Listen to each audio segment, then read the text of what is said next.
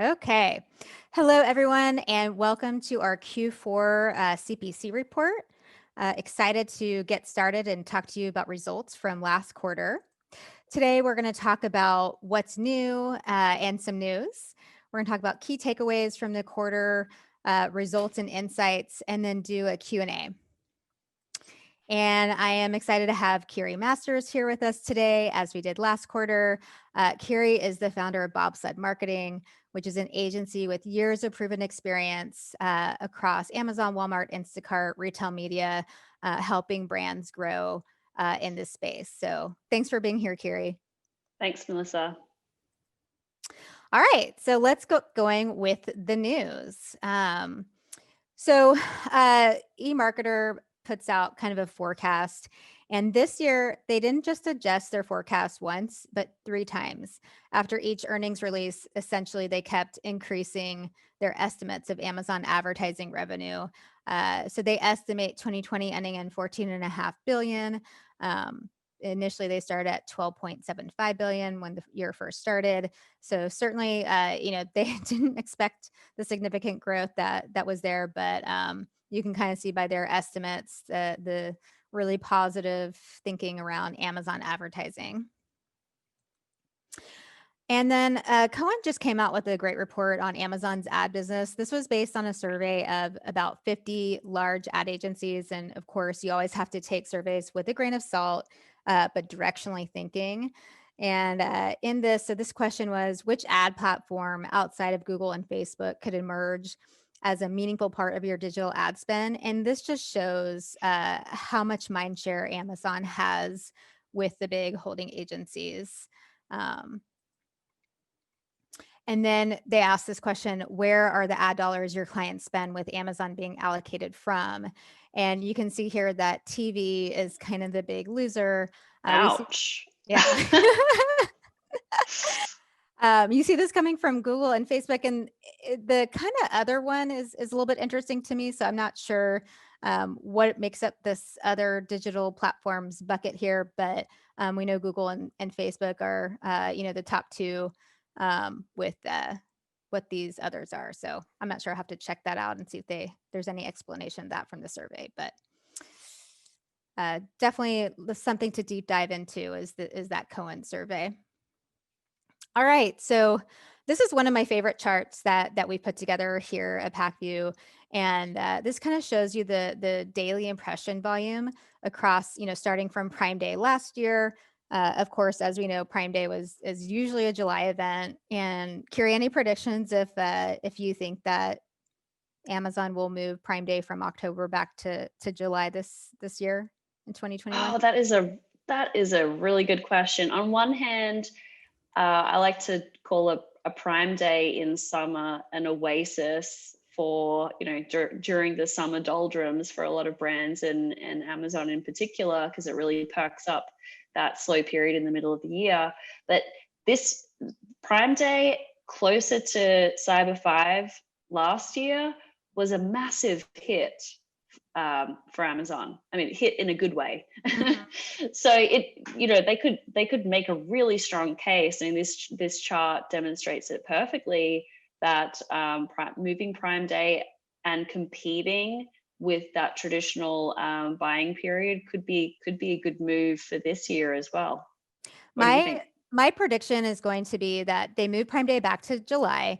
As you said, I mean, the whole reason why Prime Day started as the 20th anniversary of Amazon, and they kind of created an event for themselves in July, which is traditionally just a down month in general. So that was a Q3, ability to kind of get gross sales in Q3.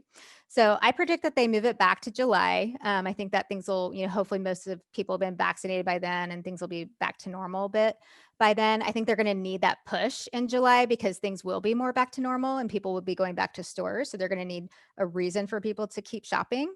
So, but I do think that in October, I think almost instead of like the Cyber 5 weekend, I think they're just going to push promotions, kind of like that deals, up and leading time. So I think they'll kind of have a lot of promotions during October, but they're going to move Yeah. Prime Day back, in my opinion. But really, Prime Day this year kicked off the holiday shopping. It pulled demand forward, which is what they're trying to do. And then Cyber 5 is really a bit lackluster in comparison. So we'll see it in some of our numbers, but that's just an interesting one. All right, take it away with pantry. Yeah, so pantry, the landscape of Amazon's various CPG buying platforms for customers and for brands who sell on those platforms has been very confusing. It's very confusing shopping experience, very confusing experience for brands trying to allocate budgets between those three platforms, Fresh, Pantry, and .com. And it's been a prediction for a while along a lot of us that there'd be some consolidation there. I'm really happy to see this, to be honest. It's going to make it a lot simpler for brands and customers alike to navigate, all of the different buying options on Amazon. It really demonstrates also that Amazon's really figured out the profitability issues in grocery. And so they're able to migrate a lot of these items that were previously unprofitable on .com back to .com because they've just upgraded their logistics and ability to be profitable on these low ASP items. Mm-hmm. Ship-A-Geddon and Return-A-Geddon. This was last year. Amazon was the best of a bad bunch amongst the shipping carriers and their ability to deliver orders to customers on time. So although a lot of brands face issues getting inventory to Amazon FCs and inventory caps and things like that, compared to UPS and FedEx, Amazon stood up really, really well. So I think we need to really take whatever they do in the logistics world with a lot of credibility.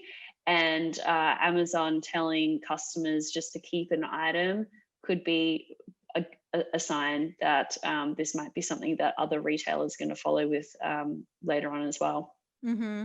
I also think around this like Return-A-Geddon. So, basically this, huge explosion and people, getting things shipped to them. And now this whole thing around, now things are going to be returned.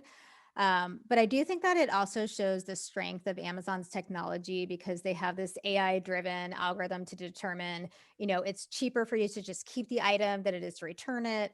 And so this very sophisticated and complex system around determining this that Amazon and Walmart is developing is just further, proves to the marketplace around their strength in this area that others are really going to have to, look at how they're going to treat.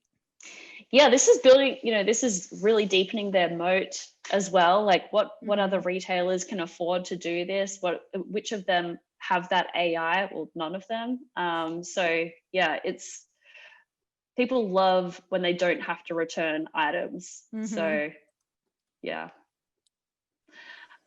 New in Q4, sponsored brands, automated deal, call to action. So we've found for a long time that combining coupons and deals with sponsored placements has a really great impact on click-through rate and conversion rate of those sponsored placements. And Amazon has obviously recognized that too and created a way to automatically highlight a deal in a sponsored brand ad placement. So this is really nice. We're seeing really great performance from this integrated call to action. Yeah, and this is just kind of a blow up of that image, but essentially this is that 50 character text, save on kitchen smart appliances.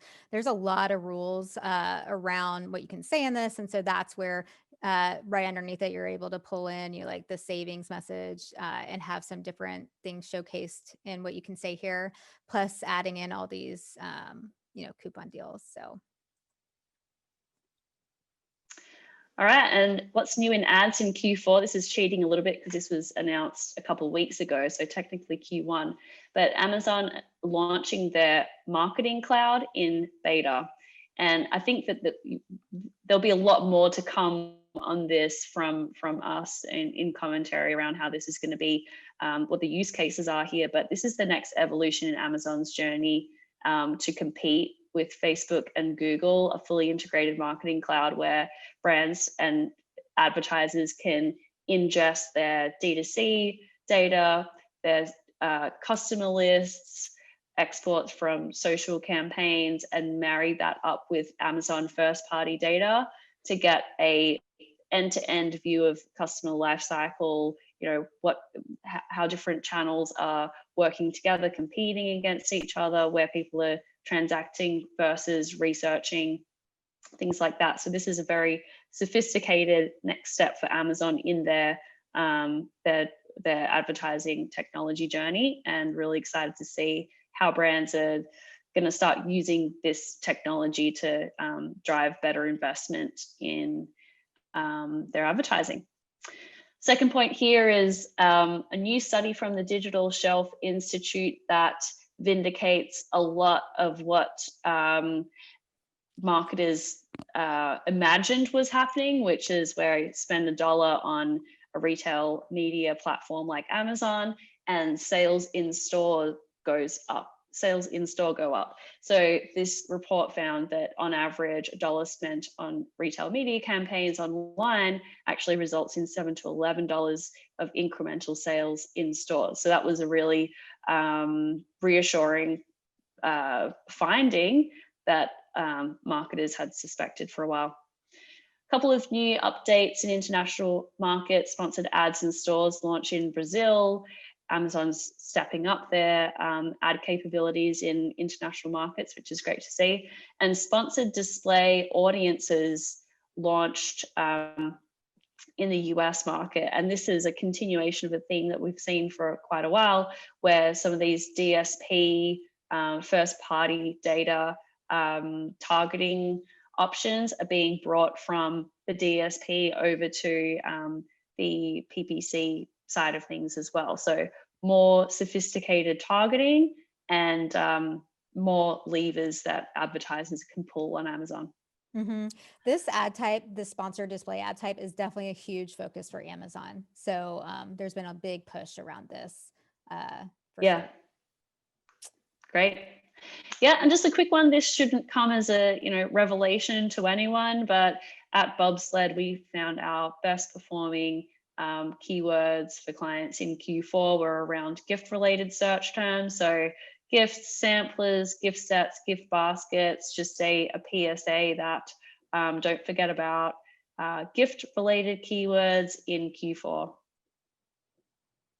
Great. All right, so now we're going to head into kind of the results of this report. So our report is out today. You can go to our website and download it. You'll get an email if you signed up for this webinar and receive our CPC report. But really, this is going to be kind of a teaser for what's to come, that you'll get more in our report. So kind of the key takeaways, we talked a little bit about this, but October Prime Day was a big winner, kind of kicked off this holiday shopping season. We do see, as Kiri just mentioned, a little bit of a return to more normal and giftable shopping behavior. We'll see that in the search terms that I'll show you in just a second, where there's finally a little bit less pandemic shopping around face masks, and finally people are getting into the holiday spirit, helped with the kickoff of Prime Day in October. And then we do see CPCs, cost per clicks and spend, hit all-time highs. And then we're going to do a little bit of a deep dive into the pet category, which I kind of find a fascinating category. I did a consulting project several years ago for a big CPG, and really deep dived into the economics. And shipping dog food, heavy dog food across the internet is really not profitable.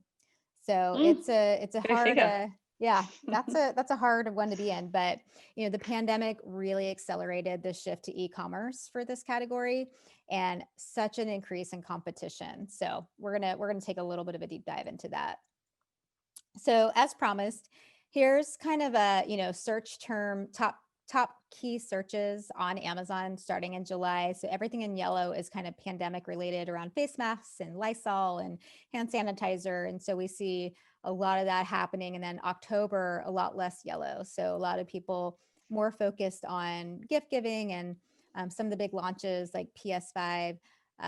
Toilet paper does make a resurgence in November. So I don't know if people who stocked up in March finally are out of toilet paper, that are finally searching for it. But I mean, it's still one of those things that is really hard to buy. Lots of even in out of stock issues still, but so that's kind of fun that we finally get into the holiday spirit here.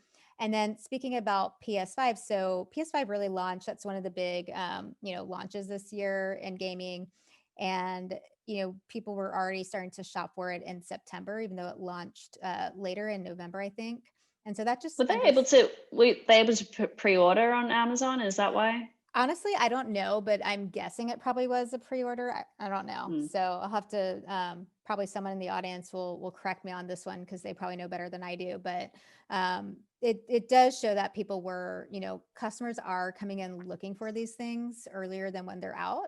So it just underscores the importance of investing ahead of key launches around advertising. And then air fryer was a big item for Prime Day. You can see that here in Q4, and it disappears in November and December. So a lot of people came in October and bought this air fryer. And then I know I did. I bought the Ninja Foodie 9-in-1, the air fryer and everything else. And the reviews did say how much counter space it takes up, and they were not lying. What about you, Kiri? Did you buy anything during Q4? Yeah, I got my there it is, Robo vacuum cleaner, and my floors have never been cleaner. So good purchases there. I should have bought that. All right.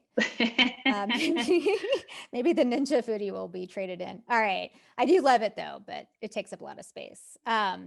So a little bit of trivia, Kiri, if you saw before, just this, there's a huge trend in LED lights as a search term on Amazon. So July was number 17, August is number 6, held that for September. So you can see it stayed in the top 20 throughout pretty much this year. Do you have any guesses as to what the LED light trend is? Well, it's not going up before December, so it can't be for Christmas lights. No. All right. We'll No. give the audience a little bit of time to think about it. So my 9-year-old son came to me a few months ago and said, "Mom, can I get LED lights?" And I was like, "Okay." So this is one of the trends that I know you and I are really big into, and that is around this TikTok trend that really drove e-commerce of people buying LED lights on Amazon. And so what it is, people are putting these LED lights around the corners of their room. And there's a lot of TikToks on this. So if anyone has TikTok, definitely watch watch these. There's a lot of driving to Amazon around buy your LED lights on Amazon. But I think one of the other things too is that all these kids are on Zoom, like mine, and they see all the other kids in their class with these LED lights around their ceiling, and I think it's really cool.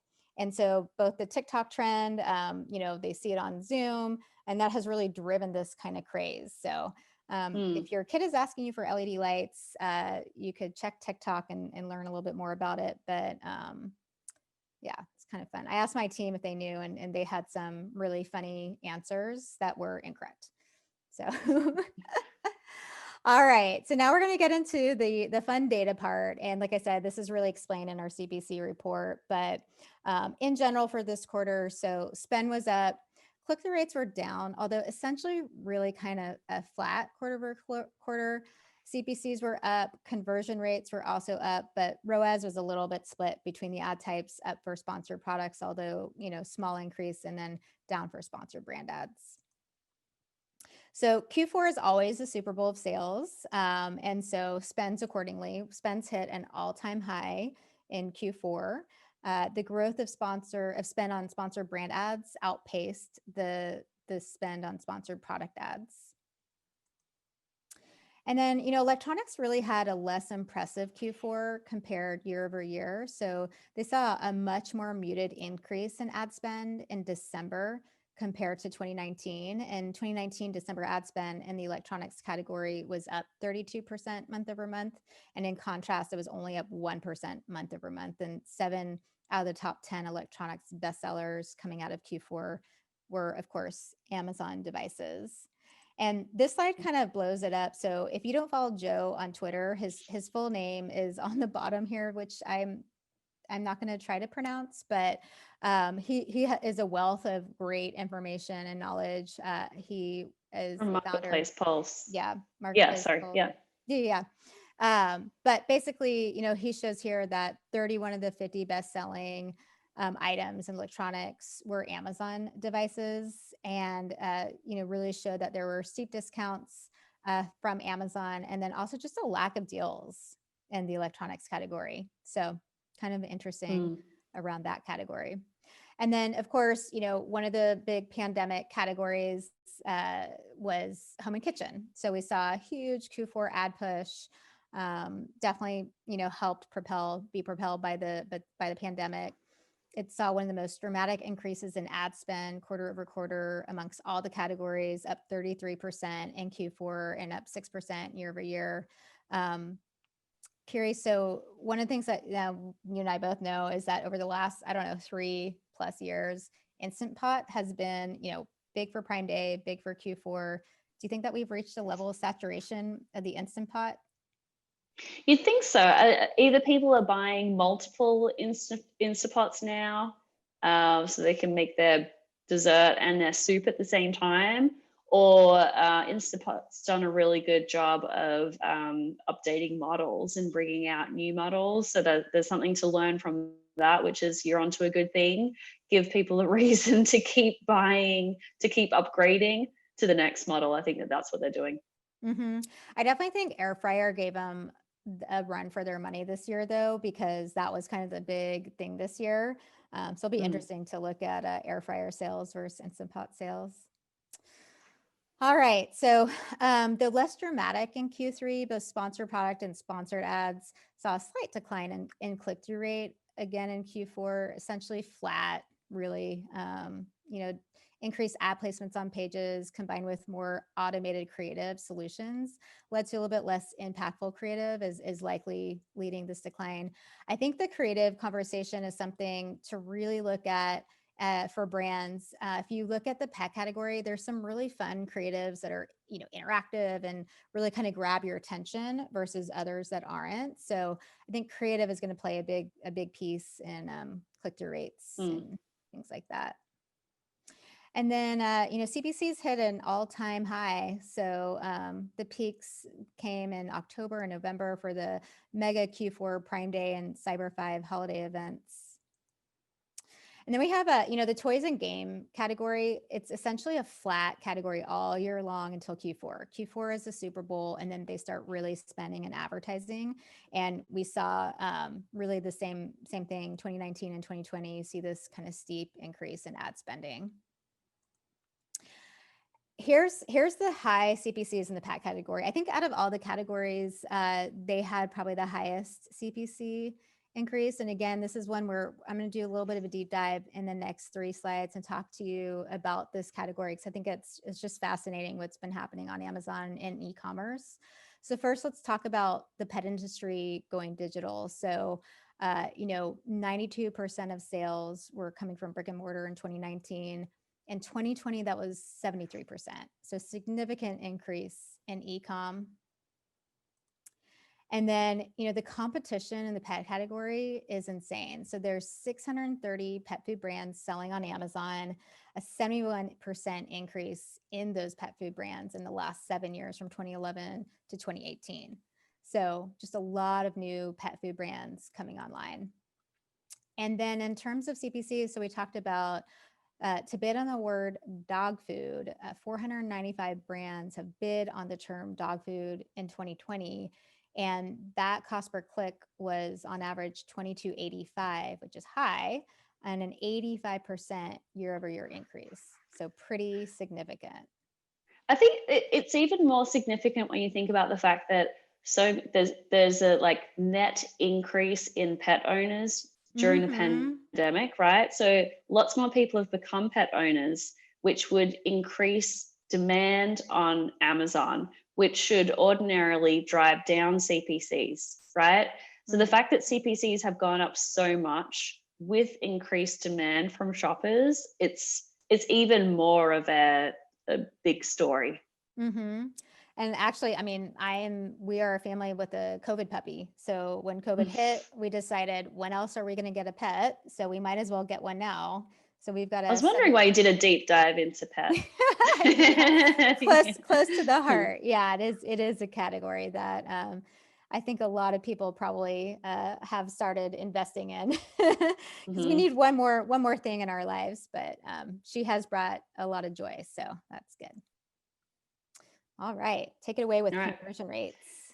Yeah, so with sponsored brand conversion rates, they hit an all-time high at 17% in November. And sponsored brand conversion rates, sponsored product conversion rates were up at 17%. Sponsored brand conversion rates made up for a Q3 slump, and is still well above 2009. Um, Conversion rates for sports and outdoors. After steady growth in 2019, sports and outdoors saw a sustained decrease in conversion rate in 2020 during the pandemic. And Q4, we finally started to see that normalize. And that was due to a lack of inventory, probably one of the most impacted categories, with gyms being closed and people wanting to build out their home gyms, buying dumbbells and resistance bands and things like that. So by Q4, finally starting to see CPCs come back up again due to that out of stock situation. It is crazy, this category. I mean, you cannot find dumbbells, barbells, nothing for so long. Finally now, Hmm. I'm just now seeing this kind of come back. It's still difficult to find inventory, but this has been so impacted and out of stock. So, um, Mm. yeah. Cost per acquisition is getting more expensive again, although still slightly more efficient than in 2019, as we see some more normal shopping behavior return from the pandemic peak. Return on ad spend for sponsored brand ads continues to decline from the growth it had seen earlier in the year, with Q4 2020 down 6% in the quarter and down 11% year over year. And this reflects increased competition on sponsored brand ad placements, while in contrast, ROAS for sponsored product ads remained relatively flat in Q4. And finally, beauty and personal care had been seeing a consistent decline in ROAS throughout 2020, and Q4 saw that trend level off, down only 7% quarter over quarter and 7% year over year. All right. So we're going to head into what to look out for in the months ahead. So you and I are going to kind of share this, but one of the things that I put here was just the continued budget uncertainty. So as I've asked clients, how are you thinking about 2021? How are you thinking about spending? There's still so much uncertainty because we don't know when a vaccine will completely roll out. And I think the brands that can be more fluid, that can look at our ROI month to month and what's working and where the market is, they're going to be more of the winners. So this, typical traditional big brands have this, planning cycle where they're locked in. The less that they can keep themselves locked in, the better it is going to Mm. be for them. The other thing that I'm really excited about is we'll be first to market with the Amazon's DSP self-service product and offering. And so this is going to just further help the whole ecosystem. And this is our grand vision at PackView is, one screen, the ability to see all retail media at one place, Amazon, Walmart, Instacart, DSP as well, to see, what's working. So you can get your DSP and your paid search all in one place, and be able to do campaign management for both of these things, all in PackView. So that's something I think is going to be really exciting. Again, we kind of talked a little bit about the creative, but I think we should all kind of keep our eye on what's happening with the creatives, because that does have such an impact on what converts, what people click on. Again, Yeah, the bar is being raised, like especially once we saw sponsored brand video come out last year, that there's the stakes are getting higher, and brands are the brands who can be early on with those new creative placements are seeing better results. Mm-hmm. Yeah. So it's just when you thought you got your product detail page and all your content and everything, perfected. Now you have to worry about, creative for e-commerce. So Yep, that's, video. mhm. And then you and I are both kind of big into this concept around, the future of micro influencers, especially, and live stream complement to e-commerce. So I think that's going to be a big trend in 2021. And then you have this thing around CPC inflation. You talk a little bit about that. Yeah, so our view is that CPCs will increase by 10 to 20% this year. There's just so much more competition on Amazon. It's really like the secret's out, not just amongst brands that sell there, but with non-endemic advertisers as well who want to get in front of Amazon shoppers. So this is, I think that there's a good argument to be made either way. Amazon could open up more ad inventory, new ad types, targeting options and things like that. But it's been less of a focus in 2020, but in 2019, there was a lot of talk about how so much of Amazon's search real estate is taken up by ads, and that there's a point of, people starting to tune that out. So if we're getting to that saturation point, then Amazon's not going to be able to open up more ad real estate, and it's going to create a supply problem. Another reason why I think CPCs are going to go up is the sophistication level of advertisers on Amazon. What they're willing to do to grow market share is becoming more advanced.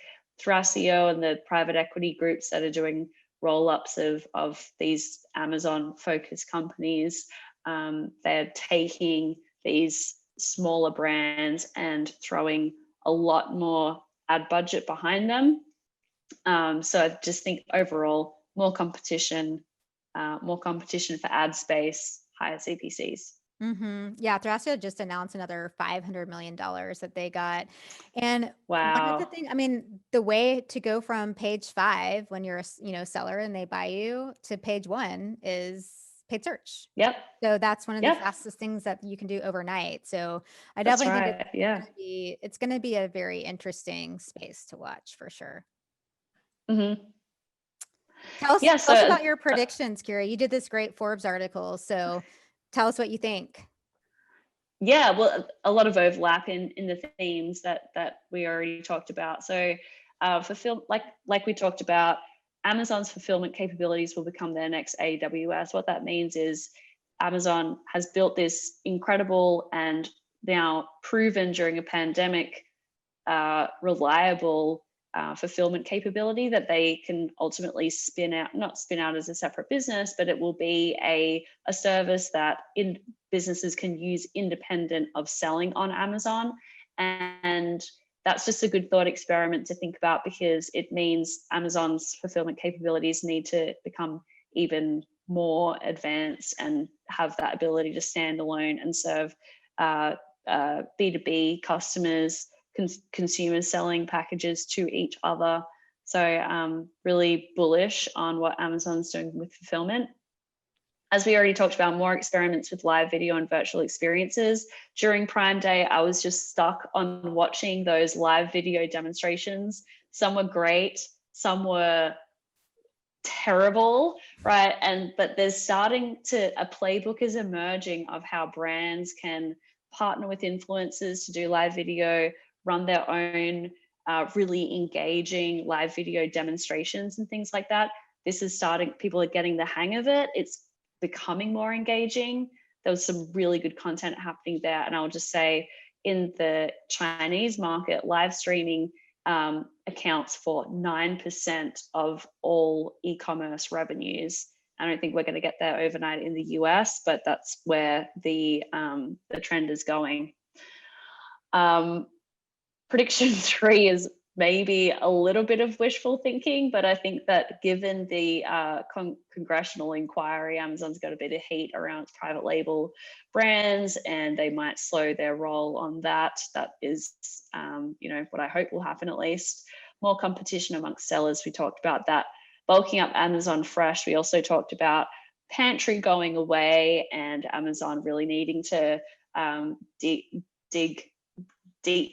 put their establish their presence with Amazon Fresh, both in their physical footprint and online. So I think getting rid of pantry is going to help to streamline what they're doing there, reduce a lot of confusion and conflict in that buying process. So they're on the right track there.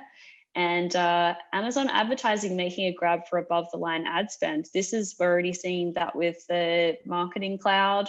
We're seeing that from the Cowan data that you pulled up before, Melissa, that Amazon's a net benefactor of budgets being pulled back from TV and other channels as well. So I think we're already starting to see some of these predictions coming to light. Maybe I wasn't aggressive enough with my predictions. All right. You've got an exciting book coming out. Tell us a little bit about this. Yeah. So I co-authored a book in 2019 with a colleague of ours, Mark Power, called Amazon for CMOs, which was well received. It was actually recently titled the 15th top 15 retail book of all time by Book Authority, which is cool. Awesome. And Stefan Jordev, who is our Director of Marketplace Insights at Bobsled Marketing, and I thought, there's just not that much content out there for brands navigating Instacart, which we see as a huge opportunity, providing incredible ROI for brands. Like universally, all the brands that we spoke with see the best ROI on Instacart, but there's not a playbook out there. There's a fairly low level of confidence from brands that they really understand like all the ins and outs of this platform. So we interviewed a lot of brands. We spoke with Melissa, got some intelligence from some solution providers in the category, and have sort of the first real playbook out there for brands navigating Instacart. Awesome. Yeah, Instacart has exploded. So it's been a really fun platform to work on, and just got another note from them actually this week saying they're back to pandemic shopping behavior. So wow, it is quite a crazy and fun thing for sure. All right. Well, thank you so much, Kiri. So we'll head into Q&A, but really appreciate all the great insights. Thank you so much for all the great thought leadership that you do. And with that, we'll head into the Q&A section. Okay.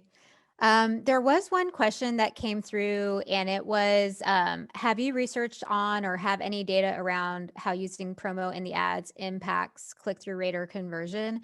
And we don't have enough data yet to give kind of like metrics, but I do know anecdotally. So when I was at Amazon, I worked on a lot of the ad products, and one of the ones that I worked on was trying to integrate badges and things like that into the ad types. And whenever we did that, it had significant click-through rate and performance improvement. So definitely I can tell you, yes, there's improvement, an exact amount. I don't know, but that's why having a platform like PackView really helps, because you can do a lot of test and learns easily and measure them. And frankly, the best way to do it is to test on your own products, because everything is so dependent on your specific category, your competitor set, and all that kind of stuff. So, all right. As a new advertiser on Amazon, where do I start? There's so much to unpack in that, but one of the things that you can start with is understanding, or is this something that you're going to insource or outsource to an agency? If you don't have know-how internally, it can be overwhelming. So working with a partner, like someone like a Bobsled, is always kind of a great way to get started, because there is a lot to do. What I like to say is you need two things. You need a person, the practitioner, and you need a tech stack, which of course I'm gonna tell you is going to be PackView.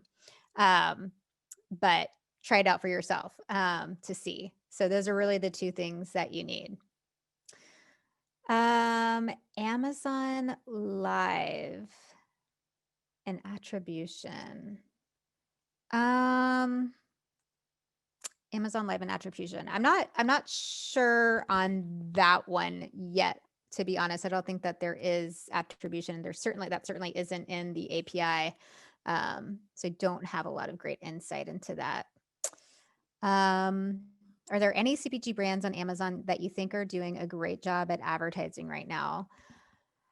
There are a lot of great brands. I think Henkel is doing a really great job if you search laundry detergent, some of those keywords. I think that they have a really great strategy around what they're doing. There's so many great brands. It's hard to even unpack and kind of tell you all about that. But that would actually be a great idea for my next webinar, which will be, providing examples of best in class and why. So I'm gonna put that into my tune in next time. What are Melissa's predictions for 2021? Thank you, Tim. I have a lot of those. Um, what we're seeing, what I see, and this I live and breathe, is just the continued rise of self-service ad platforms and the unification of retail media. And that's, to be maybe a little bit biased, is where Pacu sits. But, everyone is following the Amazon playbook. So much is moving to e-commerce, and it is a tough channel in terms of profitability, and advertising helps that profitability. So, we've launched Instacart, Walmart, eBay, Microsoft. We're launching DSP, read and write access next year. So, or this year, I'm sorry, it is next year right now. So I think that just the continued unification of these retail platforms, advertising as being a big thing. I do think live stream and micro influencers is also going to be, a complement to everybody's retail strategy to be able to get more awareness of products out there. Who has the edge in grocery? Amazon, Walmart, Target, Kroger, and why? Um, I really think that there is a war between Amazon and Walmart happening. I mean, Amazon is experimenting with a lot of different formats. I think that they're still trying to get it right, as you can see with like uh, pantry exiting, a lot of their formats of fresh happening. Um, I think Walmart has a lot of opportunity in this grocery space. They are doing a great job. And so I would say all of these retailers, grocery is going to be very important this year. And we're going to see significant strides um, to be competitive. What channels are you seeing as a leader for tech right now that can impact Amazon, social search, or OTT? The leader in tech. Uh, so one way that I would answer that is, like I said, I think that the the whole advertising funnel is kind of being reimagined as new platforms happen. So like TikTok, for example, that we talked about in this presentation, of how TikTok is influencing trends, and then therefore these products that are created. And so you'll see LED light strips, for example, became this trend. And now there's like hundreds of brands selling the same type of LED product. That's then going to move into, how do you get your brand noticeable on the first page of search results? So you're going to use, various methods within the advertising realm on and off Amazon to help people identify that, plus the use of micro influencers. So, man, you guys are full of lots of questions here.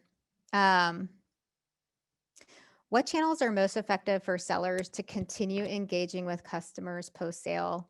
That's a great question. I think that, there's a lot around email marketing and follow-up, leveraging things like DSP programmatic to be able to retarget consumers after they've made a purchase or they've visited a page and haven't bought yet as well. So I think that, that's the sophistication of where we're going, is that full funnel marketing approach.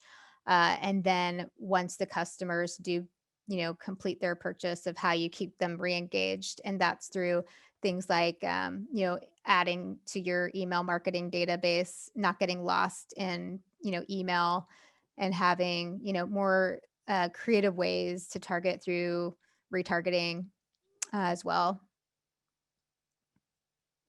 Let's see, is there a benchmark for percent of spend that should be allocated to off Amazon advertising to drive traffic to Amazon only brands and products. Um, I think that this is where it's super specific to your category. Um, how competitive is your category within search? Like basically what people do is they they really fill out search first and then they move to DSP on Amazon. And so I think that this is very specific to what your goals are, how competitive your marketplace is, what your profit metrics are on Amazon and off Amazon. Usually it's more profitable to you on your own direct to consumer, but a good benchmark is kind of 60-40, 60% uh, to your D2C and 40% to Amazon. That's kind of what I've heard. What's the best way to get benchmark data for your specific category? That is something that you can get through PackView. So if you want to contact us, sales@packview.com or melissa@packview.com, we can help you get some benchmark data as well. Okay. Thank you so much for everybody's time. Before I get pummeled with more questions that I may or may not be able to answer, feel free to email me at melissa@packview.com if there's you weren't satisfied with the answer. I always like to say I may not know the answer, but I know how to get the answer. So please email me, and looking forward to our next webinar. Thanks for coming.